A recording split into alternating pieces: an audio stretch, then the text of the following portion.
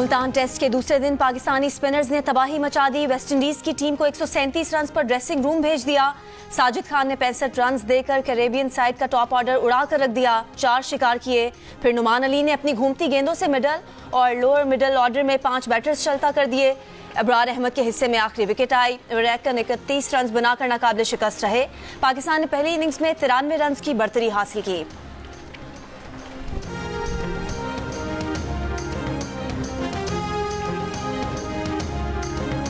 Multan test में पाकिस्तान की position मजबूत। वेस्टइंडीज के खिलाफ 202 रन की मजमूई बढ़तरी हासिल कर ली। दूसरे दिन के अख्ताम तक पाकिस्तान ने 3 विकेट के नुकसान पर 109 रन बना लिए। कामरान गुलाम 9 और सऊद शकील 2 रन के साथ क्रीज पर मौजूद। कप्तान शान मसूद 52 रन बनाकर रन आउट हुए। मोहम्मद हुरैरा 29 और बाबर आजम 5 रन बनाकर पवेलियन लौट गए।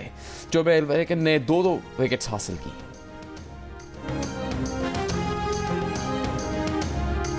एजेंट ने हमसे तकरीबन 40 लाख रुपए हमने इसको दिए हैं। जिस तरह हमने ये 40 लाख इकट्ठा किया, आगे पीछे बहन भाइयों से जैसे भी इकट्ठा करके हमने उसको दिया है।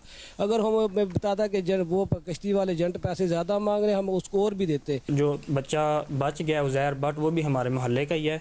उसने बताया कि एजेंटों ने आपस का जो लेन देन था उसकी वजह से रोज़ाना के 2-3 जो लड़के थे उनको कत्ल करके हथौड़ों के साथ मारते थे और कत्ल करके समंदर में फेंक देते थे। हर गांव में, हर मोहल्ले में ये लोग काम कर रहे हैं। इनके नेटवर्क को पकड़े और ये पोशीदा नहीं है, पैसे दे के पकड़ दिया और उसके बाद ये फिर पैसे दे के उठ जाते।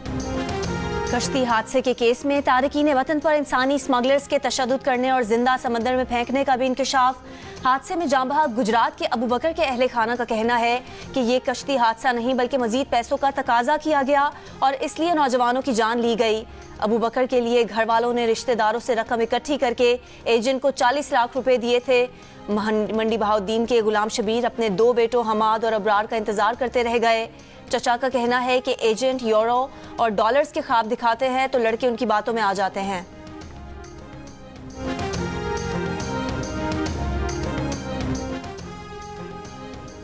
मराकश कश्ती हादसे के तनाजुर में FIA के 20 एहलकारों के खिलाफ तहकीकात शुरू।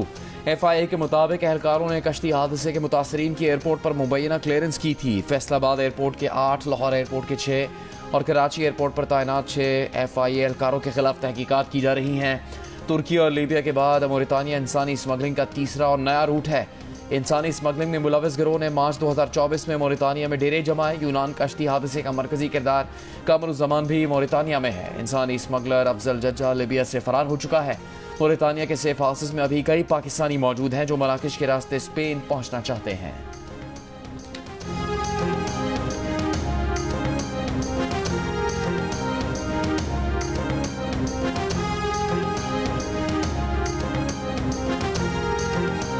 मराकश कश्ती हादसे में जाँ बहक और लापता गैर कानूनी तारकीन वतन को भिजवाने में मुलविस खातून समेत 2 इंसानी स्मगलर गिरफ्तार। जुडिशल रिमांड पर जेल भेज दिया गया। FIA ज़राए के मुताबिक मुलजिमा और उसके बेटे को गुजरात के गांव जोड़ा से गिरफ्तार किया गया। मुलजिमा का 3 बेटों के साथ इंसानी स्मगलिंग में मुलविस होने का एतराफ़। मोबाइल और बैंक अकाउंट की तफसीलात भी हासिल कर ली गई। मुलजिमा का एक बेटा हसन इटली में है। FIA ने मराकश कश्ती हादसे के 3 मुकदमा दर्ज कर लिए। यूनान कश्ती हादसे में मतलूब इंसानी स्मगलर को भिम्बर आज़ाद कश्मीर से गिरफ्तार कर लिया गया। वज़ीर आज़म की हिदायत पर कश्ती हादसे की तहकीकात के लिए 4 रुकनी टीम मराकश रवाना। तहकीकाती टीम हादसे में बच जाने वाले पाकिस्तानियों से मुलाकात करेगी।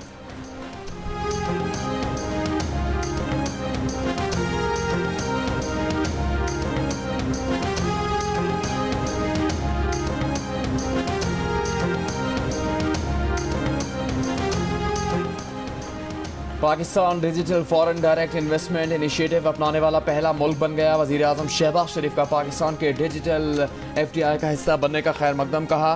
पाकिस्तान का पहला डिजिटल FDI प्रोजेक्ट डिजिटल तरक्की के फ़रोग के लिए कोशिशें कर रहा है। मनसूबा उन शोबों पर तवज्जो मरकूज़ करेगा जो बराह रास्त बैरूनी सरमाकारी के लिए तरगीब का बाइस बन सकते हैं। पाकिस्तान जामे डिजिटल मईशत की तरफ गामजन है। इक़दाम मुआशी तरक्की को फ़रोग देने के लिए हुकूमत पाकिस्तान के आज़म का अक्कास है। रास्ते बंद है, हम क्या करते हैं? दुकान खाली पड़े, हम तो बैठे, मजदूर भी बैठे हैं। मेडिसिन भी नहीं है, अशाए खुदनूश भी नहीं है, हत्ता कि एक माचिस की तीली तक भी नहीं मिल रही। लोग आते जाते हैं बाजार, कि हम सामान ले लें, सामान मिलते ही नहीं। लोगों को बहुत तकलीफ है, तकलीफ से दुचार है। लोअर खुरम में दहशतगर्दों के खिलाफ ऑपरेशन का मुमकिना मंसूबा। ऑपरेशन मुमकिना तौर पर लोअर खुरम के इलाकों बगन, मंदोरी और चपरी में किया जाएगा। जिला इंतजामिया का कहना है कि मुतासरा इलाकों के 17,625 अफराद पर मुश्तमिल 1,079 खानदानों को टल के कैंपों में रखा जाएगा। डिप्टी कमिश्नर कुरम ने नकल मकानी करने वालों के लिए कैंप कायम करने के लिए सेक्रेटरी रिलीफ को खत लिख दिया। बगन में जुमेरात को गाड़ियों के काफिले पर हमले में 2 एहलकार शहीद हुए थे। जवाबी कार्रवाई में 6 दहशतगर्द मारे गए थे। सिर्फ और सिर्फ इसलिए वज़ीर-ए-आज़म इमरान खान साहब को टारगेट किया गया। अल-कादिर यूनिवर्सिटी उसने बनाई जहाँ पे सीरत नबी करीम मोहम्मद सल्लल्लाहु अलैहि वसल्लम उनकी जिंदगी के बारे में तालीम दी जा रही है। आप सियासत करें, लेकिन पाकिस्तान की कौम और मुसलमान कभी भी इस बात का हक नहीं देंगे कि अपनी चोरी, अपनी डिकेटी, अपना गबन जो है, इसके ऊपर आप रियासत मदीना का नाम लें या आप इस्लाम का नाम इस्तेमाल करें। हर बात में आप मजहब को ले आते हैं, हर बात में आप कहते हैं कि जी सीरत पे चलने की सजा मिली। ये इस सियासत से मजहब को दूर रखें मेहरबानी फरमा के। ज़ाती मफाद के लिए मजहब का इस्तेमाल अफसोसनाक है, अपनी सियासत के लिए मजहब का इस्तेमाल ना करें। वफाकी वज़ीर इत्तलात अता तारड़ की उलमा कराम के हमरा लाहौर में प्रेस कॉन्फ्रेंस। कहा 190 मिलियन पाउंड केस का जब कानूनी दिफा ना कर सके तो मजहब काट खेलने की कोशिश की। क्या लॉस एंजलिस की अदालत का फैसला तबलीग की वजह से आया? अल-कादिर यूनिवर्सिटी में कौन सी मजहबी तालीम दी जा रही है? रिश्वत, डाके, करप्शन और गबन के केस में मजहब को न लाएं। केस में बानी पीटीआई की अपील 1-2 समातों में ही फारिग हो जाएगी।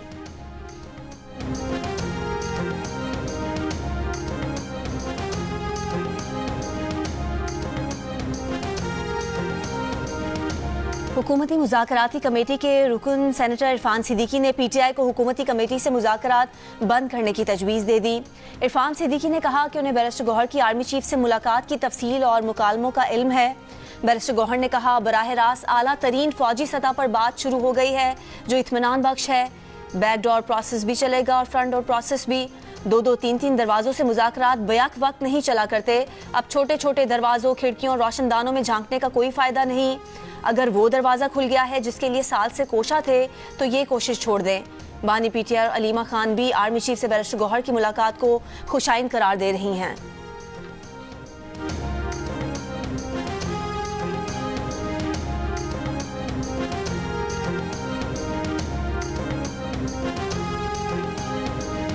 सूबाई मुशीर इत्तलात बैरिस्टर सैफ का कहना है कि पीटीआई और अस्करी क़यादत की मुलाकात के बाद नवाज शरीफ कैंप में खलबली मच गई है। इत्तलात है कि नवाज शरीफ ने अपनी टीम को मुज़ाकरात नाकाम बनाने का मिशन सौंप दिया। हुकूमती मुज़ाकराती कमेटी को गैर मौसर बनाने का काम शुरू हो चुका है। ऐसे अनासर सरगर्म हो चुके जो नहीं चाहते कि मुल्क में सियासी इस्तेहकाम हो। उन्होंने कहा कि पीटीआई मुल्क में अमन के लिए मुज़ाकरात की राह पर चल रही है। वज़रा अपने हल्फ का पास रखकर पीटीआई और अस्करी क़यादत की मुलाकात पर सियासत न करें।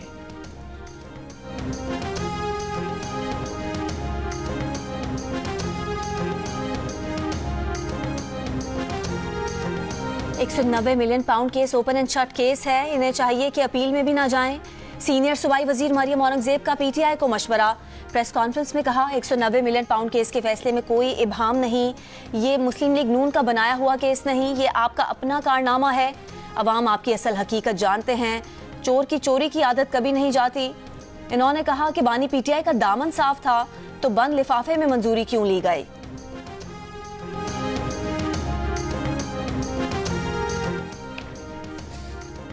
बानी पीटीआई ने कहा कि प्रोसिक्यूशन आज तक ये साबित नहीं कर सकी कि 190 million pound case money laundering है।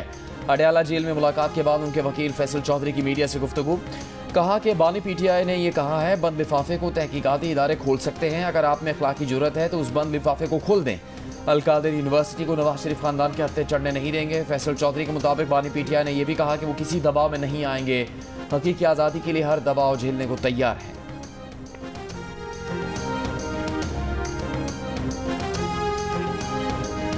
तहरीके फसाद वाले कल से बौखलाए हुए हैं। पीटीआई वालों का रोना धोना जारी है। कल के फैसले ने बानी पीटीआई के सादिक और अमीन होने के परखचे उड़ा दिए। वजीर इत्तलात पंजाब अज़मा बुखारी की न्यूज़ कॉन्फ्रेंस। कहा 190 मिलियन पाउंड तारीख की सबसे बड़ी चोरी है। बानी पीटीआई ने इंतहाई ढिठाई के साथ करप्शन छुपाने के लिए मजहब का इस्तेमाल किया। बानी पीटीआई मकाफात अमल का शिकार है। 190 million pound open and shut case था। शवाहिद की बुनियाद पर फैसला किया गया।